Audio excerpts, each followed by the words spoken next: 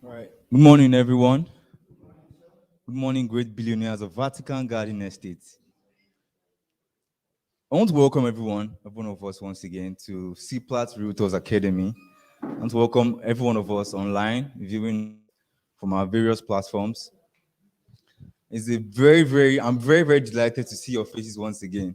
And I'll tell you why I'm delighted to see your faces. It's because we all right now, we don't know where we're going to be in the next few years. And I'll tell you why I'm saying this. It's because of the experience of our MD.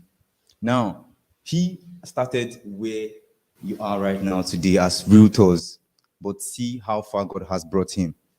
And we never can tell the steps he took. We never can tell the people that came his way to bring him the information he needed to get to where he is today. And so I see that every one of us here, we have the potential for greatness. And I'm very sure about that. And so that's why I'm always delighted to see your faces, because we are all contributing to our greatness. And I believe that we are all going places by the grace of God. Now, today we're going to be discussing a very important topic: effective follow-up strategies. But before we go into that, we're going to have a short prayer so the Holy Spirit can lead us through. Let's bow our heads for prayers. In Jesus' name, Heavenly Father, Lord, we thank you for this wonderful day once again. Thank you, Lord God, for guiding us in your presence once again. Lord, we thank you for life. We thank you for your faithfulness in our life as a company and as individuals. Heavenly Father, as we go into this session, we ask, oh God, that let your presence be with us this day. Let your Holy Spirit minister, that each and every one of us here may be impacted. Thank you, blessed Father, for in Jesus' name we have prayed. Now, what's the importance of this topic? Effective follow-up strategies.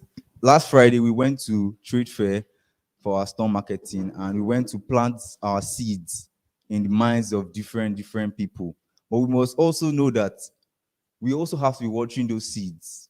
We also have to be watching it for there to be fruitfulness. We also have to be watching these seeds. And so that's why we brought up this topic, so that every one of us wouldn't just have only the practical knowledge of following up. We also need to have the theoretical knowledge of following up. And so that's the reason for this topic. So,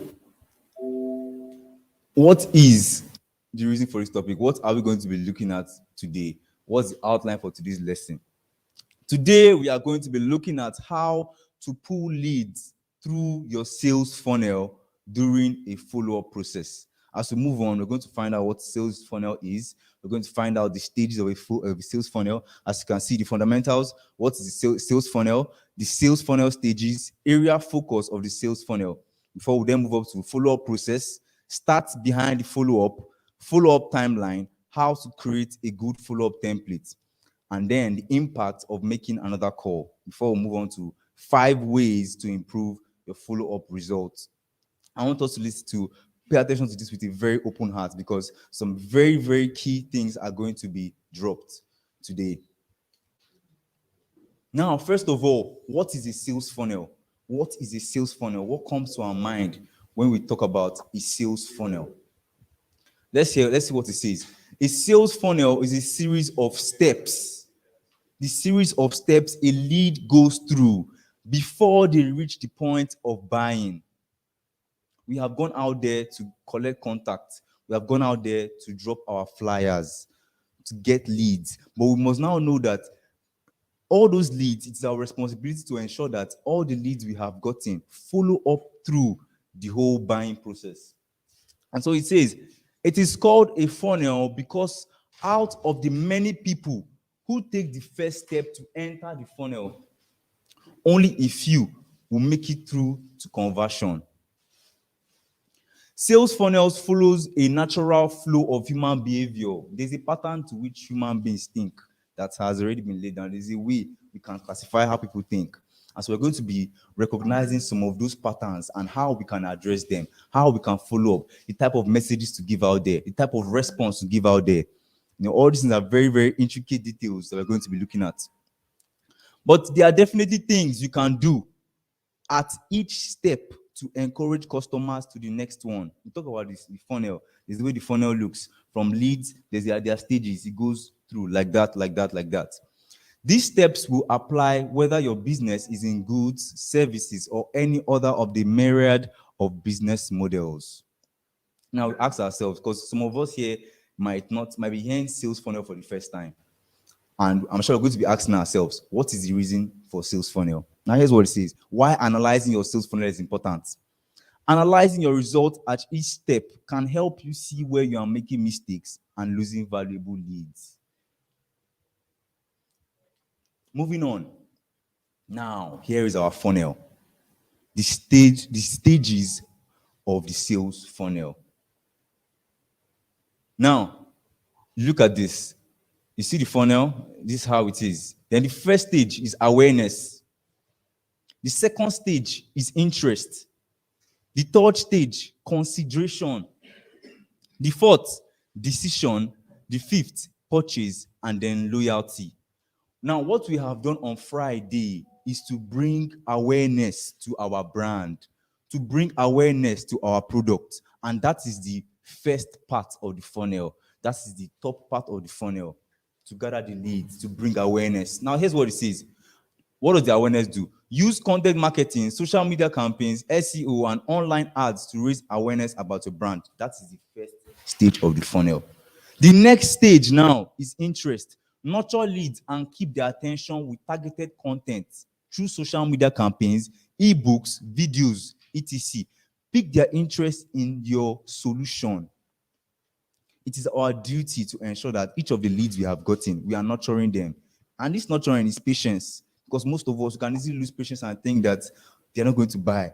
But the only difference between you closing a deal and you losing a prospect is just the patience of nurturing. It's just that patience of nurturing. And so the next step is consideration. Present all info about your solution and make it seem easy to use by providing how-to videos, case studies, testimonials, trials, and webinars. Now, you see these testimonials. I was thinking about it that actually we need videos of people who have sold before to let them give us their reviews.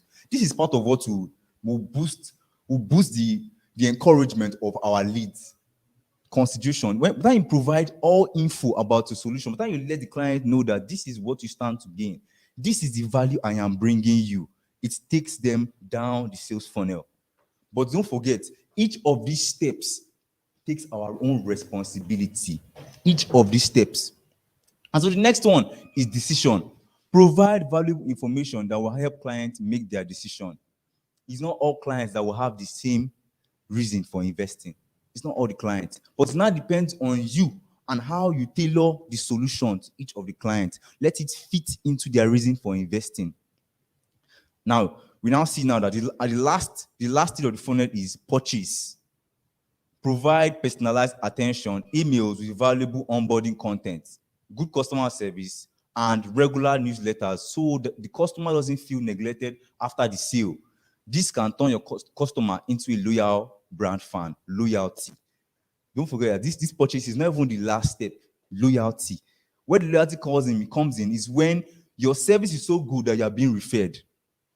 Many people think that it ends at the purchase, but that's not where it ends. Loyalty. That's the last stage of the funnel. So I want you to look at this funnel, analyze it, and let's start asking ourselves, our leads now, what point have we gotten to with our leads? Are we seeing the awareness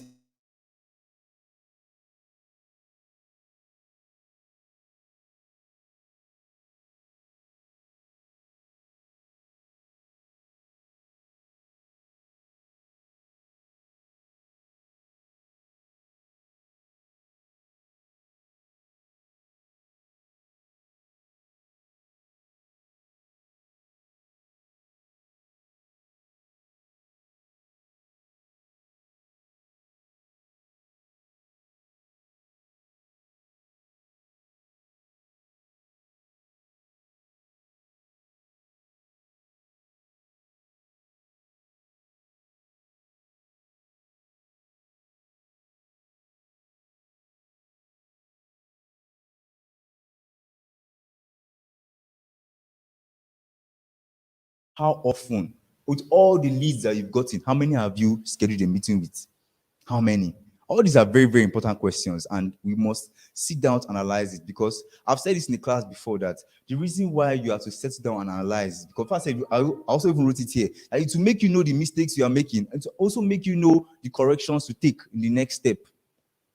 Now it says contact rate, percentage of leads you are able to get in touch with. Out of all the leads you got on Friday, how many have you contacted? How many have you reached out to? Now, the second one is meeting scheduled rates. Out of all the leads you have gotten, how many have you been able to meet up with? You must analyze all these things. Now, the next one is meeting completed rates. Percentage of meetings that actually happen. How many of our leads have we been able to meet up with? Because one thing is, for you to have been able to meet the client, and the client gave you listening ears, gave you his number, then that means that there is potential. There is a potential for that lead. It all depends on your nurturing. There is potential. But you must know that that meeting is very important, because by the time you're able to nurture that client to a very good extent, the client will be interested enough to say, okay, let's meet so we can discuss further and negotiate. Now, I say, here's why this matters. Most companies are only focused on closing hot leads. At the first glance, this seems to make sense. I mean, closing hot leads, yes, seems to make sense. Focus on the best opportunities, right? But here's what. The problem with this approach is that it leaves a lot of good leads that need more time and nurturing to wither on the vine. Because we're not patient enough. Because the client's telling us, okay, next month, next 2 months, then we lose hope. We lose hope and feel like this client is not interested. But meanwhile, all it takes is your own patience of nurturing.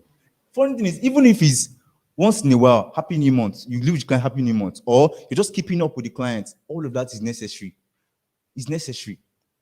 You realize that one very, very key thing with following up with customers is that it depends on your own relationship with them. Building a relationship with them is the very, very key thing. It's not really about closing the deal. You're building that relationship with them. Because you find out that from that relationship, even if the person doesn't want to buy, the person can come across somebody who wants to buy, and the person will say, oh, this person has keeping up with me. Let me refer him to this person. That's how it works. It's communication and relationship. Now, we are still on the focus of the sales funnel. Look at this illustration. Now, this is the awareness stage, right? You got 100% of your leads. Now, you contacted 82%. Because you believe, your own belief now. Don't forget, this is an illustration of a company that didn't focus on the top of the sales funnel. Now, this is the opportunity. Now, you now focus on all of this. You contact only 82%, meet is only 60%. I mean, if you contact, it's 2 out of 100%. How many are expecting to meet? But why? Because they didn't focus on the 100% of the new leads that they got. You contacted only 82, met only 60. Meeting, okay, 50% actually met, committed 38, and then won 18% out of 100. Out of 100% of your leads, 18%. Now, this is not a bad statistic, so what we are saying is that it can be better. Do you get? It can be better. Now, here's what it says. Most companies simply don't realize how many leads are won or lost at the top of the funnel because they do not have the patience to nurture and track all their leads. Instead, they focus only on tracking the hot leads. Now, let's look at the company that didn't just focus, that focused on this top part, the top of the funnel. Now, you see that 100%. Now, you contacted 98%, 98. Meeting 84%, the ones that you actually met. Now, are you seeing the increase? Let's look at the other one again. Do you see the increase? Look at all the figures. This one is 82%. This is 98 contacted. So you will now find out that the more contacts you make, the more opportunity you have of meeting that client to even close that deal. But the truth is, it is our own responsibility to ensure that we are patient enough to nurture these clients. Don't lose patience. Don't lose hope. You never can tell when it's coming. Do not lose hope, and that's what I can tell you all. Don't lose hope. Now, here's what it says. By specifically focusing on improving your contact rate and your meeting rate. That's why I have to put this in red, because we have to be asking ourselves, today now, How many contacts have I contacted? Then what's the probability of me meeting with this client? You have to plan towards it too. You have to plan towards meeting with them because that is the best chance of closing the deal. Plan towards meeting with them. You need to plan towards meeting with them. If the person is in another state, then you should ensure that that person at least should say, okay, I want to give an inspection. I want an inspection on that land. At least. Because by the time that client can get to the point of saying, okay, I want to inspect the land, you can say, okay, at least the percentage now has increased to like at least 70%. You're welcome, sir. Good morning. Yes, sir. Now, by specifically focusing on improving your contact rate and your meeting rate, you can easily increase the yield of opportunities from your existing lead flow. For example, if we improved the contact and meeting rate in the sales funnel above, here's what will happen. I'm trying to tell you now that the other companies, not like they did bad though, but it could have been better if they had contacted more and they had met with more. You would have. Now, see, look at the results. 25% one. The other one was 18%. That is worth it. Now, see what it says. That upstream movement of 20% in contact and meeting rate netted out a 40% increase in overall close rate, which translates directly to bottom line revenue. Now, here's what it says. Is a 40% improvement in bottom line sales revenue worth the effort? Absolutely. It's absolutely worth the effort. So what's our takeaway from this part? Takeaway is focus on optimizing the initial stages of the sales funnel as much as the latter stages. Don't leave any lead behind. They must all be contacted. If they were patient enough to give you their contacts, then it means that there's a probability that they can be interested. There is a probability. So focus on optimizing the initial stages of the sales funnel as much as the latter stages. Now, I hope you're all gaining something here because I also gained something. I'm also gaining something. Now, start behind the follow-up. Start behind the follow-up. We're all working with start here. That's the best way to understand human behavior. Statistics. That's the best way to understand human behavior. Okay?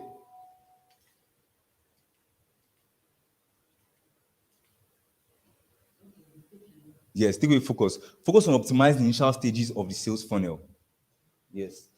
That is focusing on. Now, if you can see, if you notice, that's one to explain it better, right? Yes. If you notice, this other company that didn't focus on the top of the sales funnel, they contacted only 82% of them.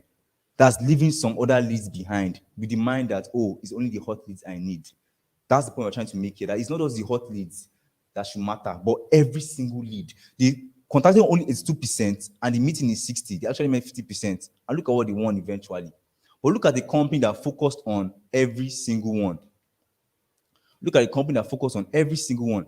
At least that 2%, they didn't make it fully 100 because they know that at least, okay, it's the probability that at least that extra 2%, okay, we can just leave that out. But 98% were contacted, 84%. You see the increase. So the actual idea is focus on optimize the initial stages. Don't leave any lead behind. That's the main point of this. Don't leave any lead behind. Don't think that some leads will not be interested. Focus on every one of them. That's the best way to really optimize our sales. Now, the start behind the follow-up. There is only a 30% chance that you will get an answer to your first email. In this case, it's not everybody that might have emails. It might be text. Only 30% chance. 30%. I did that stuff. I messaged all my leads from that Friday.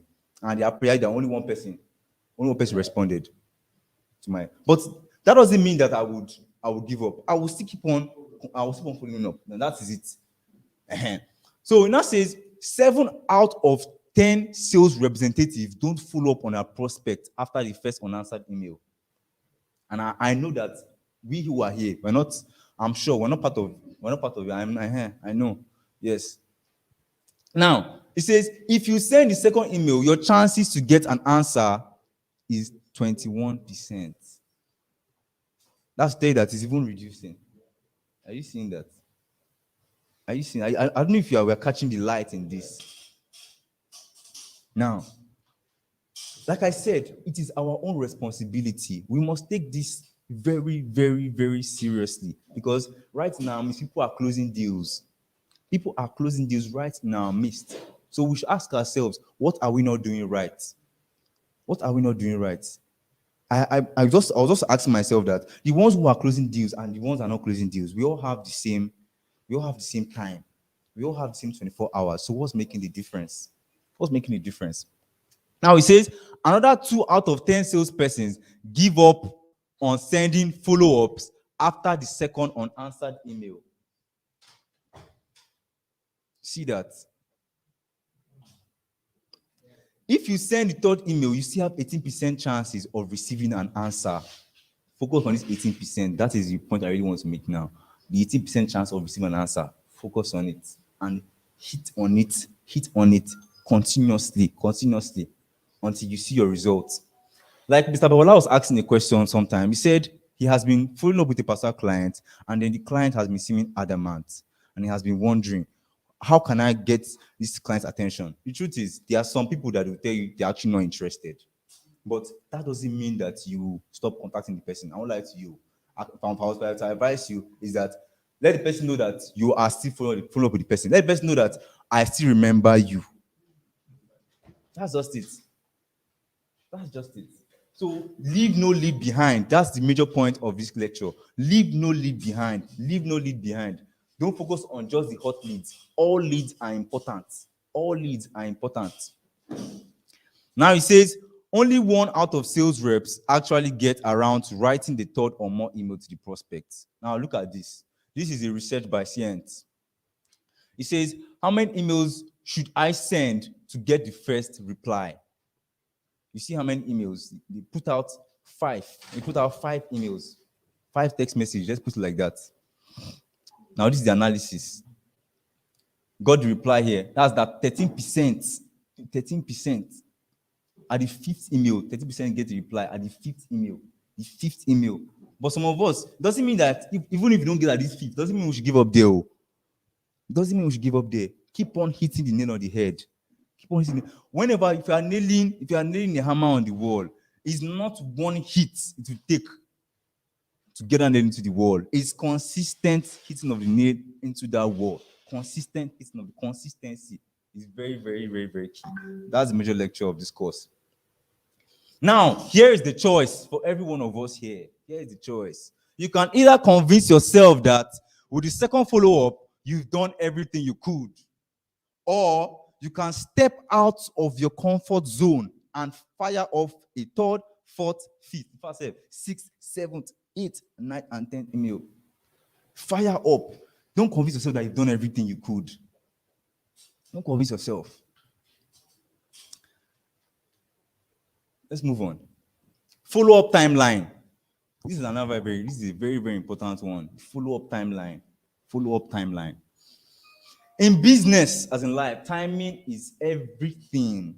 Timing is everything. You can contact a client today and the client's been in a bad mood. And you never can tell. So timing is everything. And you can contact a client today. He can be in a very happy mood and even tell you that, come, let's meet. Call his friend and say we should all meet. Timing is everything. But let's now see the statistics behind timing. It says some days of the week and times of the day are simply better for making sure you connect with your prospects. According to a research by Science, we've learned that a 2 to 3 day gap between sales follow-ups works the best. 2 to 3 day gap. Yeah, so we are meant to be consistent and following them up, but this 2 to 3 day gap is also something we should take note of. This doesn't apply to canceled invitations and missed calls. Science general follow-up structure looks like this. Now, day 1, you do email follow-up. Then you leave. You leave one day. Then the next, you hit another one again. LinkedIn message. You can use any strategy. WhatsApp, message, use email. If you LinkedIn, use LinkedIn. But you must ensure that you are following up. But the best way to do it is to use different strategies. It should not only be text message. You can even use call. That's what it says. Day 4 and day 5, nothing. Then another one again, email follow-up. Day 7 and day 8, nothing. Just give the client his own space. Then day 9, personalized video follow-up or photo with prospect's name plus company name to remind you, I am still here. I am still here waiting for you. Let's have a meeting. I am still here. We have to close that deal.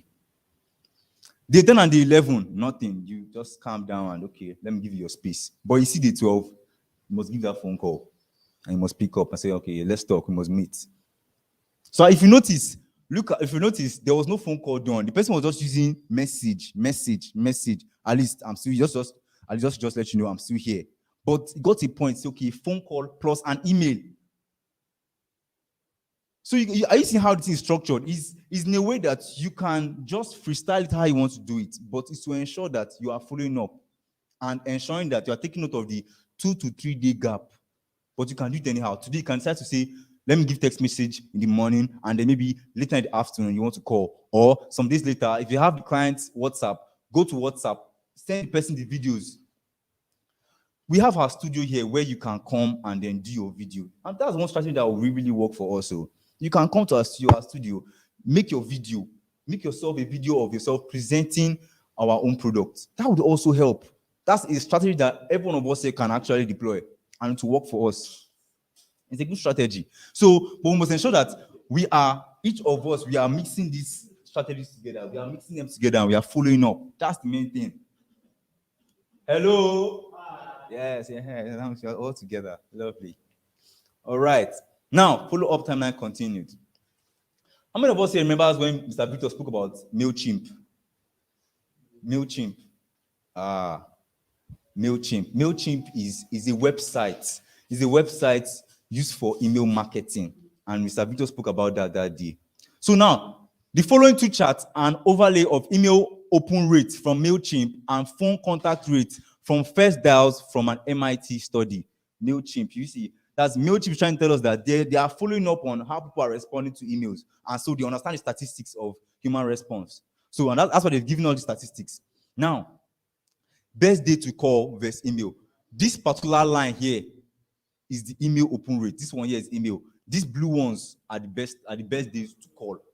All this is real stuff. They are real stuff because this is how the human collective thinks.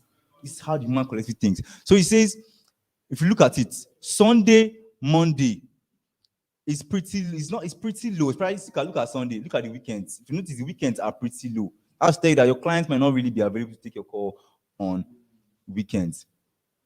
Now, if you look at, this is the email. Now look at the calls. Look at the calls. Look at Wednesday and look at Thursday. Let's focus on that. That's what I want us to really focus on. Wednesday and Thursday. Look at what it says. Wednesday and Thursday come out on top for both open rates and phone contact rates according to this research. As for both the email and for both the phone call, Thursday and Wednesday are the best days to contact your clients. Let's take note of this. Wednesday and Thursday. Thursday is 26% better for email open rates than the worst weekday, Monday. It's 26% better. Thursday is 49% better for phone contact rates than the worst weekday, Tuesday. So we must take note of this. Wednesday and Thursdays are the best. If you want to try it, you can actually try it. You can actually try it if you want to try it. Now, the best time. Now, this one is the best day. I would like us to actually give this a try, and because I would actually like to find out from every one of us the feedback from this. Let's give it a try. Wednesday and Thursday. Now let's look at the timing. 6 a.m., 8 a.m. That's for this bottom line. 6 a.m., 10 a.m., 6 a.m., 8 a.m., 10 a.m., 12 p.m., 2 p.m., 4 p.m., 6 p.m., 8 p.m. Now, from these statistics, the email open rate, you can see how it's low. You see how it's low. From 6 a.m. to 10 a.m., it's low. Then it starts getting an increase from 2 p.m.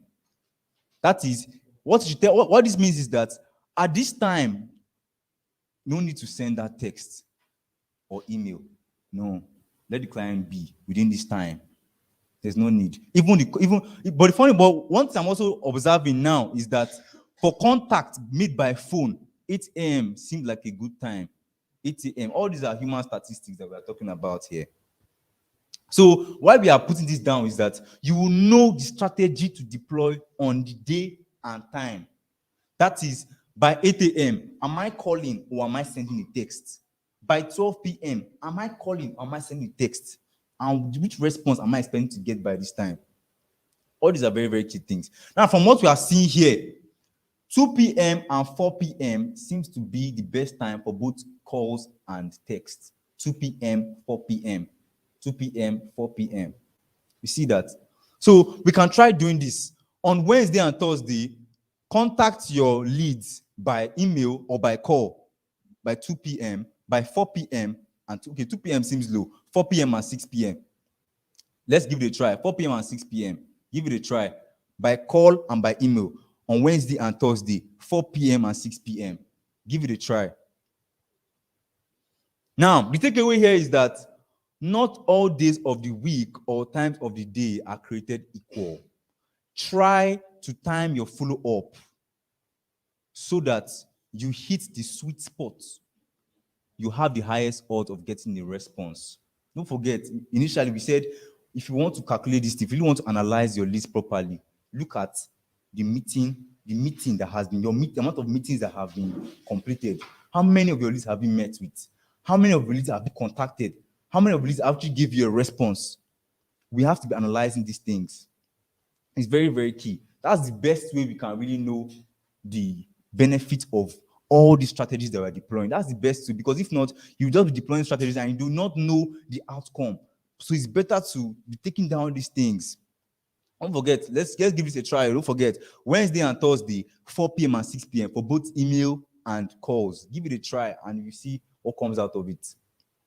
Now, moving on. How to create a good follow-up template with all that has been said, with all we have said of the time to contact, the day to contact. Now is how do you present this follow-up template? How do you present it? Now it says, writing an effective yet polite follow-up email that gets a response can be challenging. True that. You want to get a response, but you don't want to be perceived as too pushy. Whether you're writing a polite follow-up email because you're following up after meeting someone at a network event, after sending an invoice, or after sending an email with no response. Here are a few tips to help you increase your odds of getting a response. This is a very, very important part of this lecture. Very important. Very important. The first one, number one, write a subject line that's relevant to the topic or purpose of the email. To do this, ask yourself what the email is about or what you want them to do. It's very, very key. Put the subject first. Let them open your email and see that this is what the person is talking about immediately. That's the best way to make it concise and straightforward. Write a subject line that is relevant to the topic or purpose of the email. It is very, very, very key. Very, very key. Now, the next one is focus on adding value. In your follow-up message, have you added the value that you want to provide to the person? Add it there, impute it there. It's going to also affect it, how your leads will perceive your message. Focus on adding value. For example, give them options. Share how you can help them solve their problem or what you can do for them. Now, this is where knowing what the client needs comes in. Because there's a way you structure that message that your client knows that, oh yes, I need this investment plan. Why? Because you have pitched a particular solution to him that he knows he needs. It's very, very key. Focus on adding value. Ensure that you also put that in your message. The kind of value you want to add to the client. It's very, very key. Now, as I'm saying all this, I want us to just start crafting these things in our mind. How we should be, what Vatican Garden SA is offering, and what that the client will benefit from. Let's start crafting all these things in our mind. Now, the next one is be clear about what you want the person to do after reading your email. If you want the client to reply, let the client reply. If you have a form you want the client to fill, let the client fill the form, send it to the client. But ensure that you be clear on what you want the person to do after reading your email or text. Be very clear about it. Do you want them to reply, call you back, fill a form? Be clear and specific so that they know what you want them to do. It's very, very, very simple because this is communication. That's how communication works. All these are very, very key things that we must take note of. Now, the next one is instead of waiting 10 days to follow up, don't wait. 10 days is too much. You forget that you have even come to even meet them for anything. 10 days is too much. Instead of waiting 10 days to follow up, consider sending a reminder soon, like 3 days. This ensures the recipient still has the topic and request fresh in their minds. Let's not forget that they were patient enough to give us their contacts. That means that there's a probability of them being interested in this package. But it now depends on how we are timing our follow-up. We should consciously time our follow-up. Consciously, if you have in a book where you can be writing. Now, I'd like to even say this quickly. Now, I was working at ICO, and then they gave us, every one of us, gave us a flyer, they gave us a paper where you should write your clients' names down, write when you want to meet them, the time, schedule the meeting. That's how serious it is. And so they're trying to make you understand that if you do not write these things down, you won't be able to follow it up. That's just it. So we must ensure that we are writing this down. We have a timetable. Okay, today I'll contact Mr. Ibrahim. Okay, next 4 days. Okay, I'll contact maybe Mr. Solomon and Mr. Victor. All these are very, very key things. Very key. Hello. Yes, I'm sure we're receiving light. Yes, Lord. All right. Now, moving on to how to create a good template. Now, here's an example, a very simple example of what it should look like. Very simple example. Oh, this one is also inspire us. So that's what inspire us. Hi, put your name there. It was great meeting you the other day. Friday, Trade Fair Market. It was great meeting you and chatting with you about our product, Vatican Garden Estate. It was great meeting you and chatting with you about it. I would love to start working on, now put project or deal. I would like to start working on processing your subscription. You can put that. I would love to start processing it. I would love to get started on working on processing your subscription. So you can now benefit that they want. So you can have an investment that will pay off. This is also to inspire us. This one is my own word, though. This one is spontaneous inspiration. Yes. So, but this will help us to know how we're going to craft our message. Now, the person now continues. Say, I've attached a form for you to fill out with your basic information so we can get started. The next step is and you click the next step. What do you want the person to do? Please fill out this and send it back as soon as you can so we can move to the next step. Looking forward to working with you. Then put your name. This one is the client's name. This one is the client's name you put here. The client's name. Investor this, investor that, Mr. this, Mr. that. Then you end it with your name. So you can see now that this is a very, very, okay, we met at Trade Fair Market. It was nice meeting with you the other day and chatting about Vatican Garden Estate and our products. I would love us to get started on working on your subscription. And that's just it. So all these are simple things that we must take note of. Now, here's a tip. Include something personal and give them a context about who you are.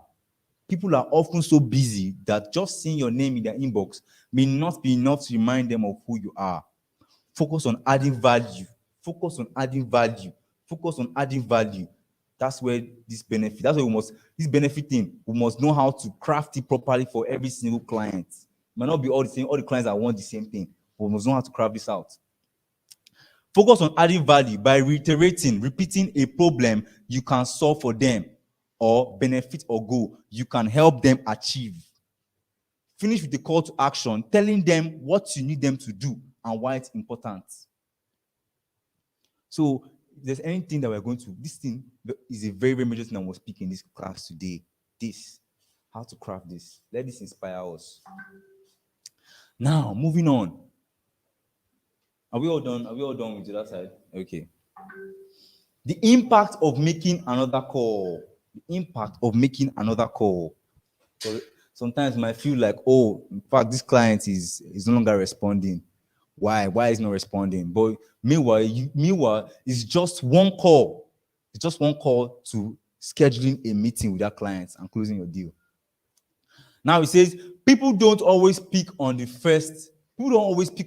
first try, and sometimes it takes multiple calls to make contact. This is very true. I've heard several reasons for not making another call, including if they were interested, they would have answered the first time or called me back. Don't reason like this, so let's all not reason like this. For our own good.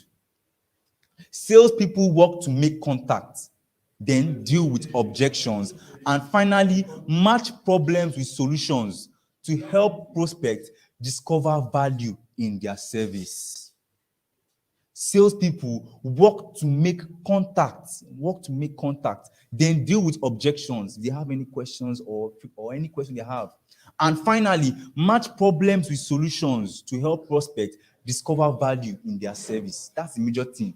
Every of your leads, they must discover value in whatever else you are selling to them. They must see that they need this your investment plan. That's one thing that we must work towards, ensuring that they see the value in the investment that you are bringing to them. Now, it says, some agents may genuinely feel that repeated follow-up attempts will only annoy the prospects. But we find this rarely to be the case as long as no more than 6 call attempts are made over a period of several weeks.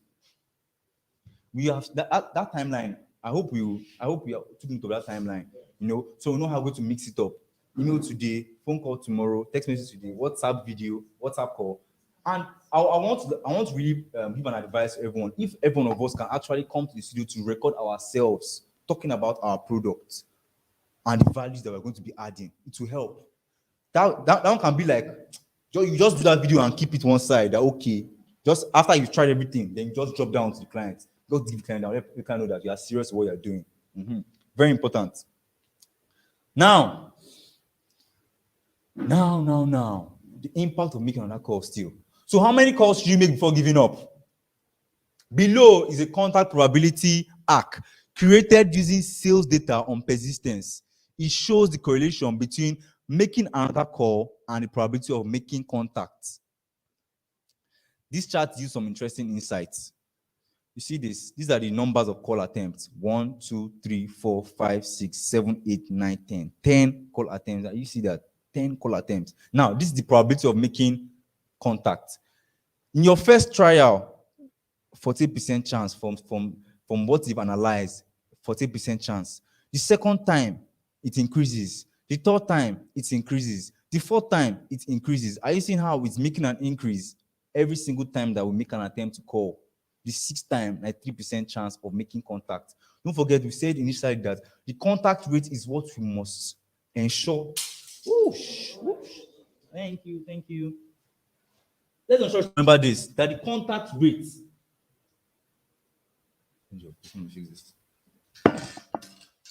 Contact and meeting rate is what we're meant to be analyzing, because we should analyze the meetings that we have scheduled, meetings completed. All these are very, very key things. Contacts made, meetings completed. Very, very, very key things. Now, he says, be persistent in your follow-up. Tenacity pays huge dividends.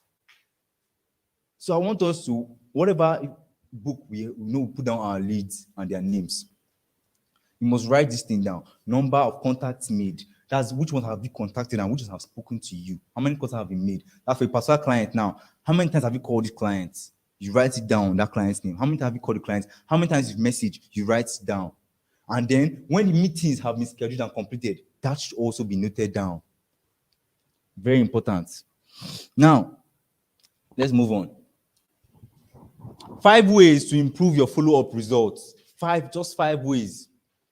You see now the first one is use a follow-up schedule. This is very, very important. That's why I had to bring up the example of ICO making every one of us use a particular paper to write all our clients, schedule dates and numbers and everything. Use a follow-up schedule. It's very, very important.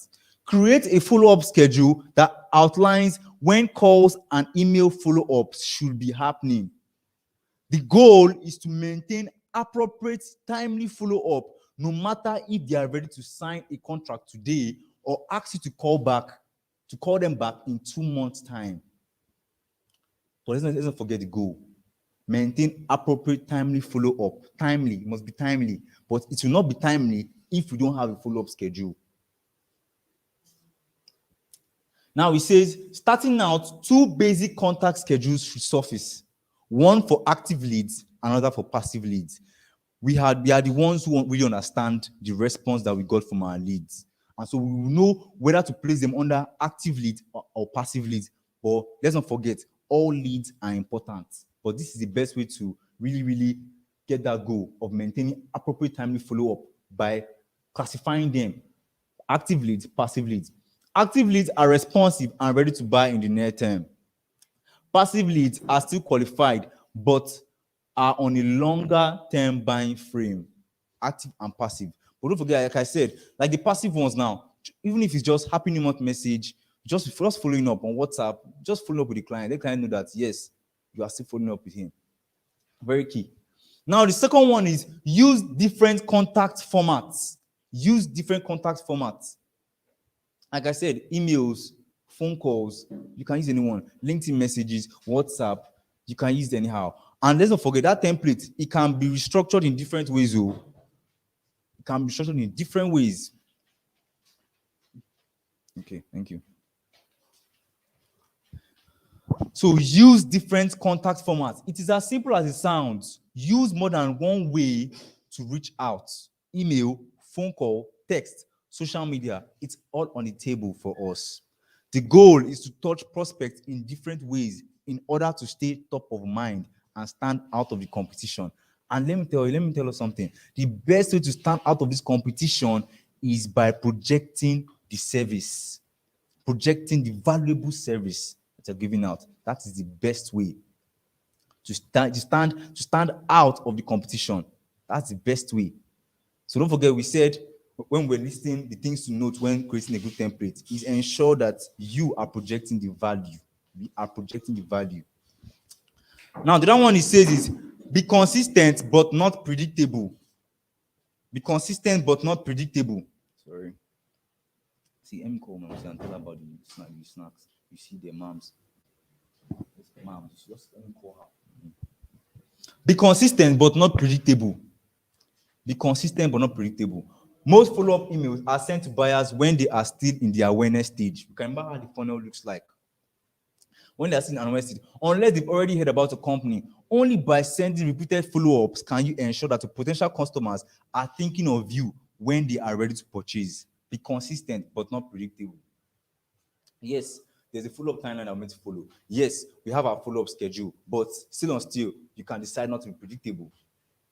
That's how it works. Now, moving on. Focus on the prospect's needs.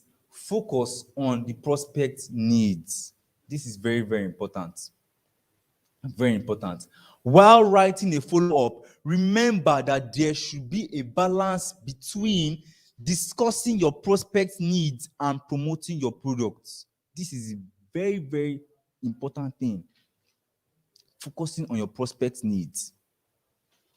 Now, it says, understand and clearly express how you could benefit your prospect's company. Understand and clearly express it. Understand and clearly express it. Now, the last one is measure, evaluate, and analyze. This is the most important part. But let's remember that we must have our schedule first. We must have our schedule first. Well crafted, well written out. Because that's the only way we can really measure, evaluate, and analyze. There is no perfect formula for sales follow-up templates that will be equally effective with all clients. Very true. There are some factors, there are so many factors that influence it, like the length of your subject line or the number of questions you have posed. You can actually ask questions in your template, like, when do you want to purchase this investment? When? You can ask questions like that, but it will be good to ask the questions. And that will also even help us to even know our clients' needs. If you can ask questions having to do with what they need, to help us know how to be structuring our message so we can really hit on what the client needs. Now it says, therefore, to hit the best numbers, you have to find out what works best for you, and this cannot be fully recognized if analysis and evaluations aren't done. See that? Analysis and evaluations is very, very key. That's the only way we can know the result of all the strategies that we are deploying. That's the only way. Analysis and evaluation. Now, I'd like to add one more thing, because what we're discussing here is about relationship with people. That's what it is. And if we are not in good standing with certain people, you might think it's that person to affect, but it can even affect some other persons, but you might not know. So, because this has to do so much relationship, let's ensure that we also are in good standing with humanity. And From what I've observed, we are always being tested through strangers, even through people that we know, even through people that are less opportune than we are. Humanity is always testing us to see how we're going to respond to people. So it's very, very key. You can do somebody wrong today, and it might not be that person that will do back that wrong. To be another person that will do back that wrong. So we must ensure that all these are keys, because if we decide to start cutting corners, the repercussion is not always good. It's not always good. So let's ensure to always keep a good relationship with people. That's the best way to stay on top of our game. Now, another thing I want to now say is, we are a witness of how far we have come as a company. And the truth is, it's faith that has brought us this far. Faith that has brought us this far. Now, in all these follow-up things that we have spoke about, how about the ones that you shared flyer and they did not give you your contacts? They did not give their contact. How about those ones? How do you want to follow up with those ones? That's where faith comes in. That's where faith comes in. And so we must try as much as possible to even apply our own methods of faith. If you to pray, if you to put your client's name right in the paper and pray on those names, it will work. It will work. Yes, just use your own method. But the truth is, faith works. That's what's the truth. The people now that you share flyers that you collect their contacts, who will keep up with them? So, but it's the God that you serve, the God that's watching over the whole humanity, that knows everybody's heart, that can convince anybody to come and buy your product. All these things they are real stuff. They work. And that's why I will still keep on saying this company has come this far by the reason of faith. It's his faith and grace that has brought this company far. So if we also want to tap into that faith and grace, we also have to ensure that we are also applying our own methods of faith. All these are very key things. Praise the Lord. Yes, Lord. All right. So thank you all for listening. I really, really appreciate it. Yes. Thank you. So, any questions? All right. Okay, madam. There's this client I'm following. Okay. The guy saw my Facebook ad, told me that saying he's interested in the Eastern Hospital, especially in the world. Okay. So what we are in the world? I get some of those things. So you like this, that I should go and check out from the government side whether it's under opposition or government has no legal basis on it. Okay. I said, I have to send my brother-in-law. We tried everything. We met with those people. We went after everything, and I came back to him. I said, sir, everything is free. You are free to be making new purchase. How are we starting? I'm considering now. Wow. I'm changing my mind. I want to. I'm going retirement soon. I want to get something here in Lagos. Wow. Can you do this? It's okay, sir. What do you want? What is your budget to start with? He said, I should get some already built book now. His budget is between 5 million and 8 million. I said, where do you want it in Lagos? And I said, that I should go to Eba. Wow. So I tried, and if you go this way, you go that way. I said, is this man trying my intelligence or my patience or what? I became fed up. So in this case now, what do you tell me? Good. Now, for him to have contacted you initially, he had a need in his mind.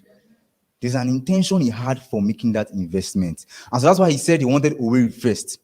So you should now start asking him, what is he looking forward to? Does he want to resell, or is his plan to build on the plot?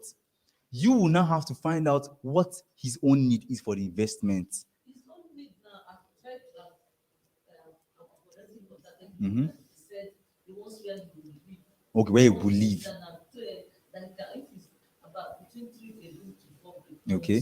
Want to say now that he's going for retirement. Okay. After that, now look forward for discount and or just want here.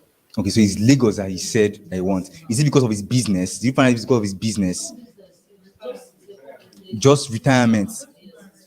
But is the person from the east? yes. Okay. Then if I were you, right, I will push it out there to him, first of all, that our land in Asaba is beside the governor's villa. Wouldn't he like to retire in such an area?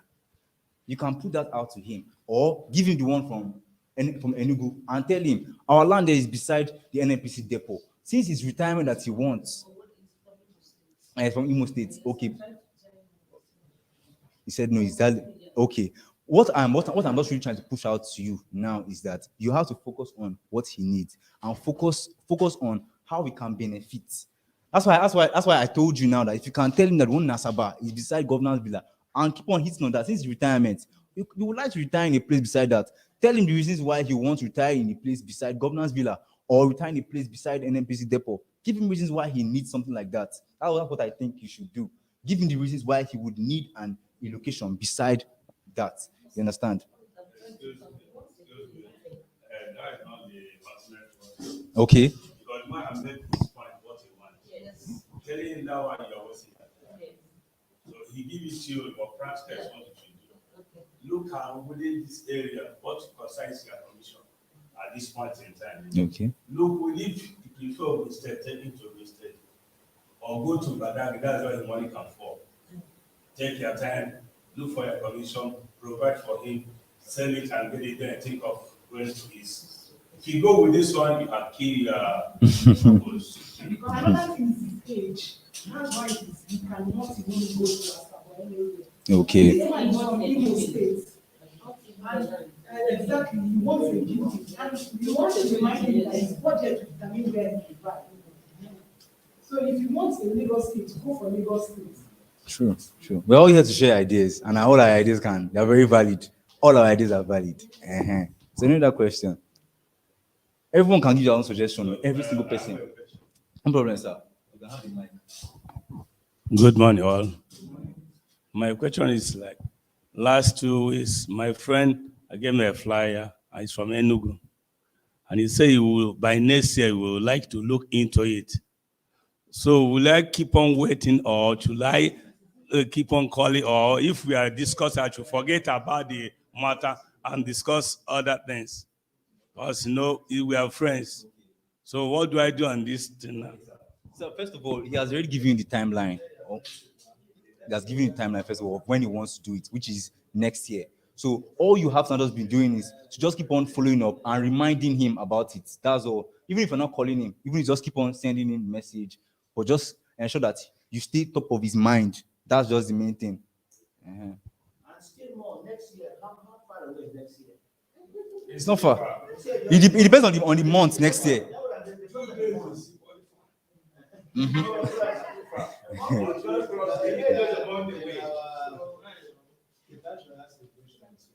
Yes, sir. In Asaba or in our estate, do we have any estate along a highway? Yes, No. on the express. Yeah, because some other person he says interested in getting a plot in Asaba. And then I came in. I said, we'll give you a place, a very fine place, one of the estates in Asaba. They were trying to know the location. And now, describe the area for him. But it seemed he didn't, he said he doesn't like it to go in. He wants something on the highway. Okay, what's the price? I told him 2.5. He said, no, the price is too small. How am I sure they are not 419 people? I said, no. He said his brother is in Europe and is eager to get a plot or two in Asaba. If they can get something like 4 million or above. So that surprises me. People are looking for where to buy something cheaper. But this man asking for something. So how do we reconcile that? I think why he's telling you that the price is too small is because if you face reality in Asaba, the main town of Asaba, the price is quite high. You understand? But where we have estate is a developing area. You understand? So when you are marketing such this product now. That you have to tell them that this is a developing area. And even those areas that are developed, that the prices are high, that was the way they were used to be before they reach this stage. So it will even be better for him to take his brother to this our estate. Yes, and the place when they build the house, he build his house there, he will grow with the area. I think that would be better. Maybe the man will buy like 3 or even four plots. You understand? So you can convince him. You know, many people prefer areas that are developed, but when you tell them the amount, they will not be able to pay. I know what I took a client for over 1 week in Lagos. He was looking for property. I took him to, he said he wants to buy something he will build on immediately. I took him to many estates from 5 million. Say he doesn't want 5 million. At the end of the day, say he wants something like 40 million. I took him to the 40 million. He started talking, and he has the money. But the problem is for him to be convinced. You understand? So it's not easy, you know. At the end of the day, it's by grace of God. Anyway. Yes. Like, you can equally, let me go out of the Vatican. If you have some guys in Asaba, you can do that because what you said, guys interested, I want to buy through you. Exactly. So make contact with Yes, that it's true. area. It's true. You It's get true. it there. But what it's called, you cannot get it with that amount within that. It's true. It's true. Thank you very much, sir. Yeah. Good day, all. Sorry, Mr. Is the man from Delta? Is he from Asaba too? But he's an Igbo man. He's from Anambra. Since you know that place you showed him that is very, very genuine, why don't you see how you can link him with the owners of the place, of the land, so that he will hear from the horse's mouth? He will know that what he wants to buy is very, very genuine. Very, very genuine. Yes. Yes. Just to convince him. Huh?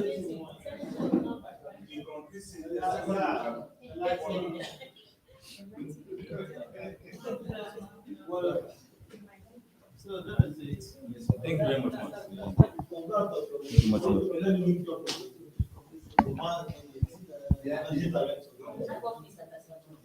There's an office in Asaba. Take him there. And he has any doubt, they will clear his doubt. Yes, right there. Right there. So Yeah. All right. So for those that are just coming, I want to just quickly, let's look at something real quick. I just want to, yes, recap.